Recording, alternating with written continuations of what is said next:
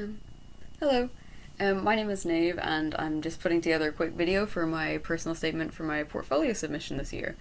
I'm applying to design for film at IADT, and I want to quickly answer some of the questions that are included in the personal statement.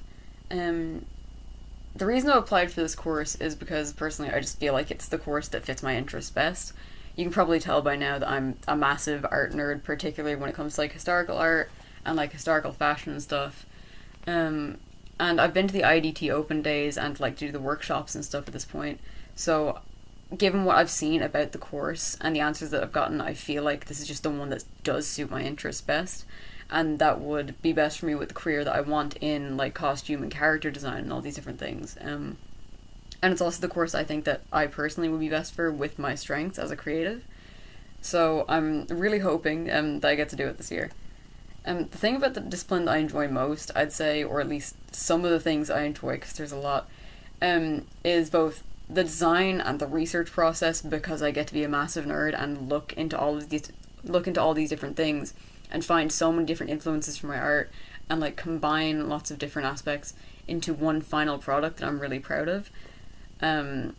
Like, I love going really, really in depth into all of the projects that I do, and I just always find something to be passionate about, which you might notice looking through my notebook that there are certain bits I really fixate on, that I always try to make the work that I have the highest quality that I can. And there's also like the construction part of it, because I grew up in the alternative scene.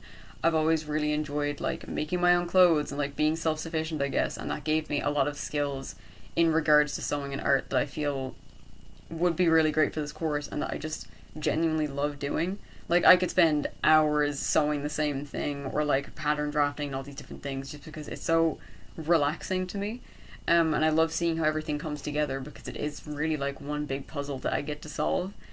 When it comes to creative people that inspire me, you can very clearly see the influence of the Impressionists, and I've already said a lot about how I find their oddly punk ideals super interesting.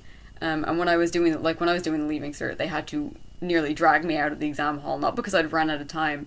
Everyone else had left like an hour ago, but just because of how long I'd spent writing about Edward Manet in one section. Because it's just, I find the whole thing really, really interesting. And I also find it super weird but interesting how they were almost like an early version of punk before that was even a thing, and it came about in like the 1900s in Britain. So yeah, it's not just their art that inspires me, although I do love their style, it's the ideals that they had. And I guess the way that they didn't really care if people didn't understand the art that they made. And they had their own way of thinking, and that just because other people didn't like how their art looked didn't mean it didn't take skill. Which I do think is something that should always be remembered when it comes to art. And finally, why I want to be a creative person, it's not so much that I want to, it's that I cannot help it. It's always been there. Like, I think, at this point I probably had a pencil in my hand before I could talk, that wouldn't be surprising. And I've grown up spending all of my free time either drawing or making music or just doing something creative, or like immersing myself in creative worlds. Like, I was always a massive reader, and then when I got older I got crazy into Dungeons and Dragons.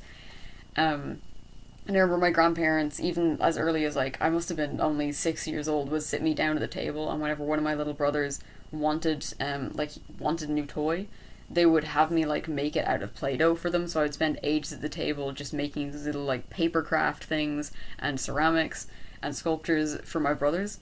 And yeah, I guess it's also because I grew up in an environment that kind of like encouraged that artistic nature and like creative liberty. And then when I got into school, I always did art, I always did the languages, I also did history, just anything where I could find outlets for that. I was always very drawn to them. And even though I'm in a business course now, what you're seeing is stuff that like I made either between or sometimes in classes.